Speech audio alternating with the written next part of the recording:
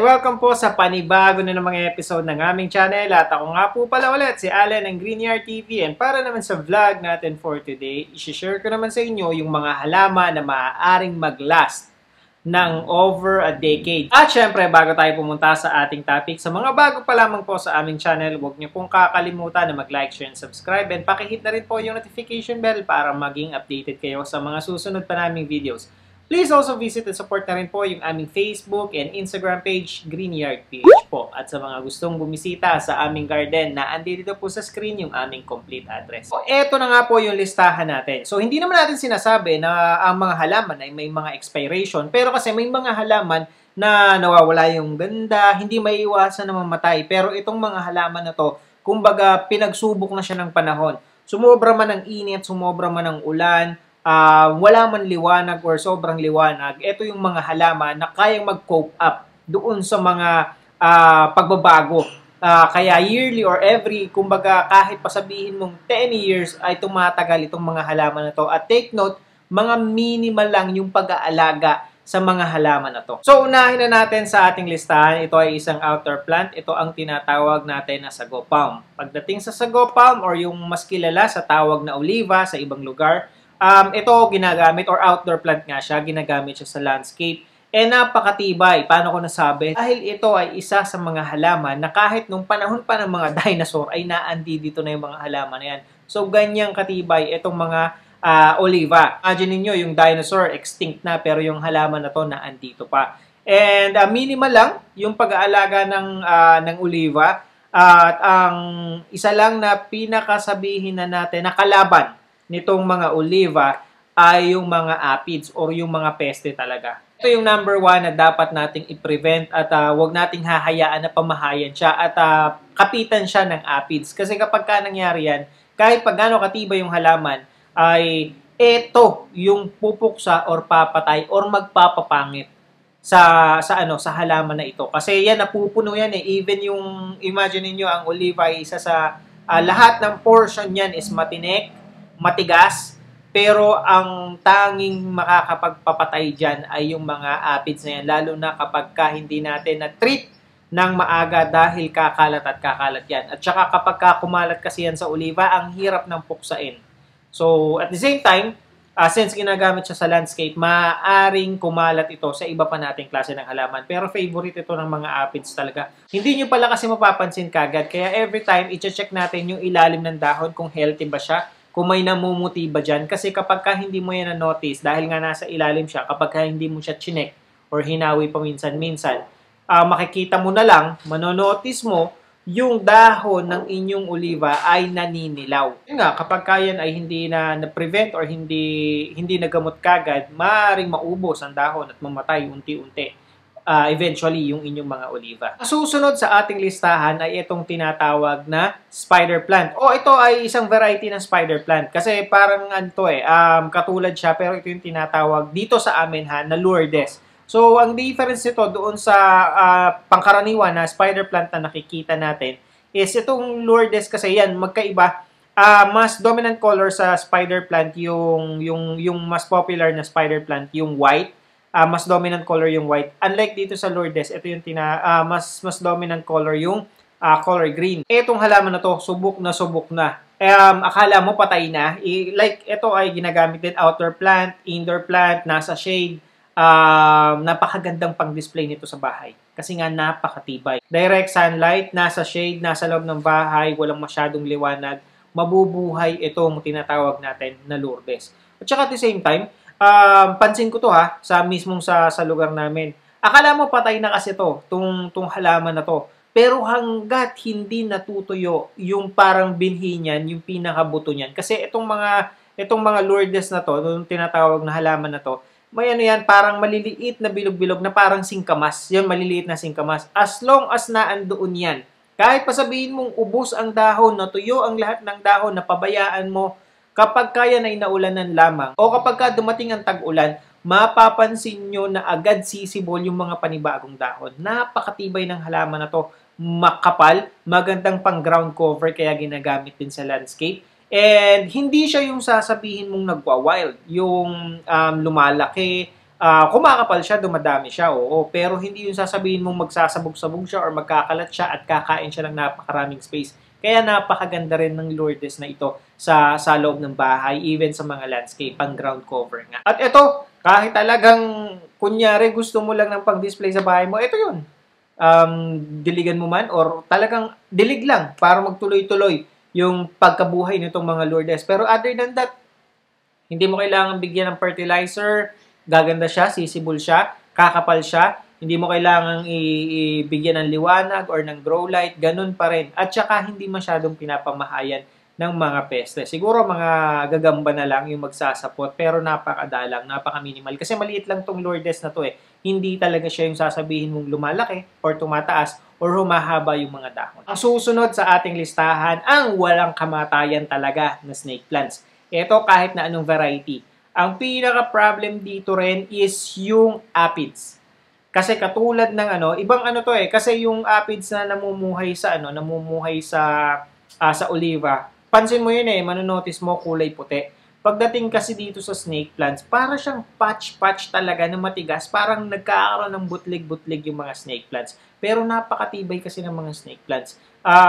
Katulad yan, direct sunlight, low light, no light at all, na andyan mabubuhay ang mga snake plants. I-water propagate mo, ilagay mo sa flower vase, babad sa tubig, wala ka talagang magiging problema dito sa mga snake plants. Ganyan katibay yung mga snake plants. At the same time, napakaraming varieties. At ang isa pang maganda dito sa mga snake plants na to, kahit anong varieties ay masasabi nating matitibay talaga. So imagine niyo, daming varieties na pagpipilian nyo. Kasi may mga halaman tayo na although matibay itong variety na to, pero pagdating dito sa variety na to, ang hirap buhayin. Like yung mga aglo, diba? Hindi lahat ng aglonema ay masasabi nating madaling alagaan. Like yung halimbawa, mga nauso na mga galing pa sa yung mga suksum, yan, yung mga local na mga aglonema, subok na yan kasi dito talaga yan eh. Pero pagdating dun sa mga galing ng Thailand, galing ng China, kasi nauso na yan dito sa atin, medyo mas may kahirapan siyang buhayin dito sa atin. Unlike ng snake plants, kahit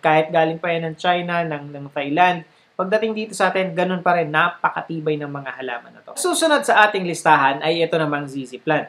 So pagdating dito sa ZZ plant, subok na, napakatibay. Isa rin to sa halaman na even before ay nakatanim na sa bakuran o sa paligid namin. And yeah, may lumabas na mga varieties ngayon, yung variegated, yung nagpuputi yung dahon at saka yung ZZ Raven. So far ay masasabi kong same lang siya nung common na ZZ plant na meron tayo. Kasi yun nga, yung ZZ Raven namin sa bahay, eto na siya ngayon. Ganto na siyang kakapal. Nagsimulang lang to sa 2 puno. Yan, yung 2 puno, and ngayon pagkalipas ng mga ilang buwan, eto na siya, tuloy-tuloy sa pagkakaroon ng panibagong dahon. Magtutuloy-tuloy yan, magdidire-diretso yan sa pagkapal. Para din siyang snake plants. Matitibay din, and sobrang drought tolerant ng halaman na to. Mapa-indoor, mapa-outdoor, wala kang magiging problema dito. Direct sunlight, walang problema. Low light, walang problema. Itong ZZ Raven namin, nasa terrace lang, nasa balko namin. Morning sunlight, hindi siya tinatamaan ng direct sunlight. Pero sa tingin ko, enough naman. At saka ang isa pa, ito nga, bumagyo na't lahat, nakalimutan naming ipasok, nalaglag na sa baba, nabasag na yung paso. Pero hanggang ngayon, kahit isang dahon, dun nga ako nagtaka, hindi naman lang siya naputulan. So matibay talaga, kaya magandang alagaan. Yun nga lang, pagdating sa sa pets natin, o kaya halimbawa sa mga bata, medyo dangerous ito dahil makate yung dagta nito. Kaya kung halimbawa mahilig mag-chew yung mga alagaan yung pets, o kaya halimbawa na paglaruan ng bata, napitas ng bata, at nahawakan niya yung dagta, yung pinagpitasan, medyo lalo na sa mga sensitive na skin, makate, at saka maaaring magkaroon ng allergic reaction yung balat ninyo. Lang naman yung dapat nating iwasan. Pero other than that, kung hindi naman sasadyaing putulin, or kahit masagi-sagi mo siya, hindi naman siya basta-basta mapuputol, or hindi naman basta-basta manlalaglag yung mga dahon nito. Susunod sa listahan, ito based nun sa ni-research natin, ay yung rubber plant. Pagdating dito sa rubber plant, ewan ko kung parehas tayo ng na-i-experience dito sa mga rubber plant. Although kasi may mga nakausap din ako ng mga client before na namamatayan sila ng rubber plant. Pero ako kasi, yung rubber plant, as long as siguro ito, ang pinaka-problema or ang kalaban nito ay yung overwatering. Kaya minsan nanlalagas yung dahon, nanlalaglag. Pero kapag ka proper yung watering na ibibigay natin dito, magta-thrive at magta-thrive to. As long as, kumbaga halimbawa sabihin na natin nakatagal sa inyo yung rubber plant ninyo ng ilang months na at hindi nanlaglag or nanlagas yung dahon, ibig sabihin lang nun matibay na siya. At as long as sabihin na natin full established na yung ugat niya doon sa sapat, wala na, there's no reason for your rubber plant to die. Kasi magtutuloy-tuloy na yan, magdidire-diretso na yan. May mga rubber plant nga ako doon sa paligid namin na napabayaan ko na yung, kumbaga, sabihin na nating nag-wild na siya, nakalimutan na namin, nasa corner kasi, tapos na-propagate na namin or na markot namin, nakalimutan kong ibaba or nakalimutan kong putulin after ilang weeks kasi dapat puputulin na yon. So nakalimutan hanggang sa binagyo, nabali na yung pinagmarkotan, pero hanggang ngayon naandun pa rin, buhay pa rin siya, thriving pa rin siya. Isa sa pinakamadaling buhayin. At saka at the same time, nagiging puno nga itong mga to di ba? Kaya kapag ka talagang siya ay itinanim mo sa sa ground, magtutuloy-tuloy at magiging puno talaga. Marami tayong nakikita sa mga dito sa amin na nagsimula nang nauso yung rubber plant ay nagsubok sila na magtanim sa bakura nila. So, ngayon, kumbaga parang may nakikita tayo, medyo maliit pa, pero eventually, after siguro decades talaga, magiging puno ito. Siguro ang isang ang isang ma-advise natin, katulad nun, kung halimbawa yung rubber plant na binili nyo ay indoor at gusto nyong itanim sa palibot ng bahay nyo, unti-unti. I-adjust nyo pa unti-unti. Huwag nyong directly or totally ilalagay agad after nyong bilhin. Kung gusto nyong magpapuno ng rubber plant sa paligid or sa ng bahay ninyo, sa bakuran ninyo. Kasi kahit pa sabihin natin pwede talaga siyang outdoor at puno talaga siya, kapag kasanay siya sa loob ng bahay or as indoor plant, is masusunog yung dahon. Papangit, maninilaw, magkakaroon ng mga sunburns. So kahit pa sabihin mong water yan, tinutubigan mo araw-araw, dinidilig mo, masusunog ang dahon. So yun lang yung ating advice pagdating sa pag-aalaga ng rubber plant. Ang susunod sa ating listahan ay ito namang mga anthurium. Pagdating dito sa anthurium, parang daig pa nito yung tinatawag nating yung mga peke na halaman. Kasi yan kung you're into yung halaman na gusto nyo ay flowering plants, ito yung isang maisasuggest natin na kayang magtagal, even decades. At tuloy-tuloy lang sa pamumukadkad ang bulaklak nito at saka at the same time, ang tagal bago mamatay o bago mawala yung ganda ng bulaklak ng mga to. Sa tingin ko nga, kaya nagpapatong-patong or dumadami yung bulaklak kasi nag-aabot-abot sila. Nag-bloom tong unang bulaklak niya and then hindi pa siya nagpe-fade, hindi pa siya pumapangit, ito na yung panibago, pa-bloom na ulit. So yun, nagkakaroon ng multiple blooms itong mga anthurium natin, katulad nitong meron kami dito sa bahay. And yun nga, napaka-minimal lang din ang pag-aalaga nitong mga ito. At the same time, wala rin kahit na anong pest na kung masyadong nakikita pagdating dito sa mga anthurium. Mapapansin nyo na lang talaga, bloom lang siya ng bloom. So, different varieties, different colors, napakadami nating pagpipilian, yun yung maganda dito. And napaka-colorful. Sobrang vibrant ng mga kulay na meron or available dito sa mga anthurium natin. So, ang dami nating options pagdating dito. Yun, indoor, mostly, indoor talaga itong mga anthurium. Hindi talaga siya, hindi ko sinubukan. Or hindi ako personally, hindi kami nag-attempt na mag-try nito, ilagay sa labas. At saka, kahit pa sabihin ng morning sunlight Kasi yun, kaya niyang i-tolerate siguro darker portion ng bahay ninyo. Pero yung sasabihin mong direct sunlight, yun, doon tayo medyo magdadalawang isip na maglagay ng mga anthurium.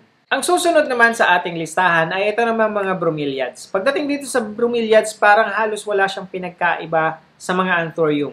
Dito, napakatibay ng halaman na to. Although ito kasi lumilipas yung ganda. Yung anthurium kasi, tuloy-tuloy yung pagbulaklak. Ito kasing mga bromeliads, pagka minsan matagal, naglalast ang bulaklak ng mga bromeliads. And ang problema mo lang dito, hindi siya katulad ng anthurium na kaya niya mag-multiple bloom.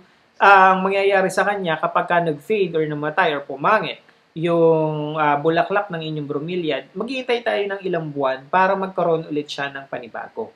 Unlike nito, tuloy-tuloy. So, yun yung difference. Pero pagdating sa kulay, Napakarami din options, varieties, napakarami, iba't iba. Merong mahahaba, merong malalapad, merong matataas, merong palapad yung mga bulaklak, and iba't ibang kulay. At ang isang maganda mo dito sa mga bromeliads, may mga bromeliads kasi tayo na pwede nating isama sa landscape o pwede nating i-direct sunlight. So, yun yung sa kanya. Mas matibay itong bromeliads compare mo dito. The only difference is yung flowering nila. Yun nga, hindi siya, ito kasing anthurium, all year long. Hindi yan mauubusan, hindi yan mawawalan ng bulaklak. Ang bromeliads, it will take time para magkaroon ulit ng bulaklak, pero hindi ibig sabihin na wala ang bulaklak ng bromeliads ninyo, pangit na siya or patay na siya. So, hintayin nyo lang na magkaroon ulit siya ng panibagong bloom and then babalik na ulit ang ganda at sigla ng inyong mga bromeliads. And minimal lang din yung pag-aalaga dito sa mga to. Ang pinakakalaban ng mga ito ay yung overwatering. Other than that, since ginagamit natin or inaano siya natin sa labas, ginagamit natin as outdoor plant. So, more on siguro mga spiders lang yung mga nito, peste na maaaring mamuhay dito. At mga kitikite, yung sa mga lamok. Kasi kapag ka nasa labas siya, ang tendency nito is makapag nag-iipon siya ng tubig doon sa sa spaces ng dahon niya. So yun yung pinapamahayan ng kitikite. So yun lang yung siguro downside nitong pag-aalaga ng bromeliads. Lalo na ngayong tag-ulan. So yun, kung halimbawa gagamitin natin siya sa mga landscape. Pero pag indoor, wala namang problema. Susunod sa ating listahan ay ito namang tinatawag natin ng mga fortune stick. Pagdating dito sa fortune stick, naku, wala kang masasabi dito sa halaman na to. Kapag ka ito water propagation, good. Nakatanim siya sa soil, sa pot, good. Siguro ang pinaka na lang ito, disadvantage kapag ka fortune stick is medyo mabigat siya. Kasi unlike ng ibang mga halaman, indoor, good.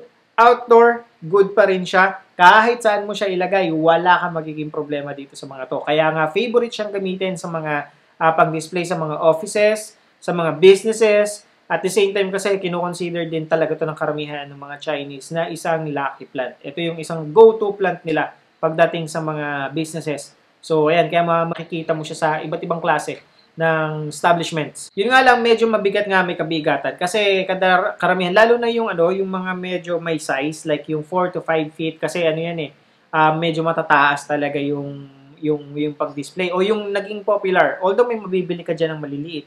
Pero yun nga, kung pag-uusapan kasi natin yung medyo matataas na size, unang-una kasi, ang unang pinaglalagyan nito before hindi pa nauso yung mga houseplants na yan. Hindi pa ganun ka-popular. Ang unang pinaglalagyan nito, yung terracotta or clay pot. So, doon pa lang sa clay pot na yan, since malaki yung halaman, malaki din yung pasong kailangan natin. Yun pa lang, may weight na kagad yun. At the same time, yung soil na ginagamit natin. Dito kasi sa mga fortune stick, most of the time, or sa buong pag-aalaga namin, pagtatanim namin ng mga fortune stick, ang lupang ginagamit dito, puro. What I mean by puro is yung mga halaman kasi, yung mga indoor plants, yung mga house plants, kahit yung mga outdoor plants pang landscaping, ang soil na ginagamit dito, even sa ibang lugar like yung Laguna or Batangas or Bulacan, is may halong ipa ng palay. So doon pa lang, kapag minix mo yon, medyo magaan na siya dahil meron na siya half yan or pala yan, 2:1 yung ratio. So let's say sabihin natin dalawang takal ng ipa ng palay, isang takal ng soil. So, yun yung nangyayari. Kaya gumagaan siya. Pero dito sa mga fortune stick, iba to. Purong lupa. Kaya kapag ka tumagal na tuyo, pinipit-pit pa naman to. Kaya ito, kung mapapansin niyo kapag halimbawa binili nyo sa isang area, kung nakapamili na kayo nito dati, kahit bitbitin mo siya doon sa pinaka-stick niya, hindi yan basta-basta mabubunot doon sa pinaka-pot niya. Ganong katibay ang pagkakatanim dito sa mga fortune stick. Kaya naman ganon, kasi nga, iniiwasan na magalaw or mawala sa pwesto, mawala sa forma yung fortune stick. Kaya yan, pagka itinanim, hahawakan, kasi 4 pieces yan kadalasan Tapos, pipit-pitin, may pambambo niyan, hanggang sa mag-stack talaga or mag-stick yung mga fortune natin doon sa position kung saan sila dapat nakapwesto. So, yun lamang po, and I hope nakatulong at nag-enjoy kayo sa panonood ng video na to. And again, sa mga bago pa lamang po sa aming channel, huwag niyo pong kakalimutan na mag-like, share, and subscribe, and pakihit na rin po yung notification bell para maging updated kayo sa mga susunod pa naming videos. Please also visit and support na rin po yung aming Facebook and Instagram page, Greenyard PH po. Magkita-kita po ulit tayo sa susunod na episode ng Greenyard TV and thank you for watching.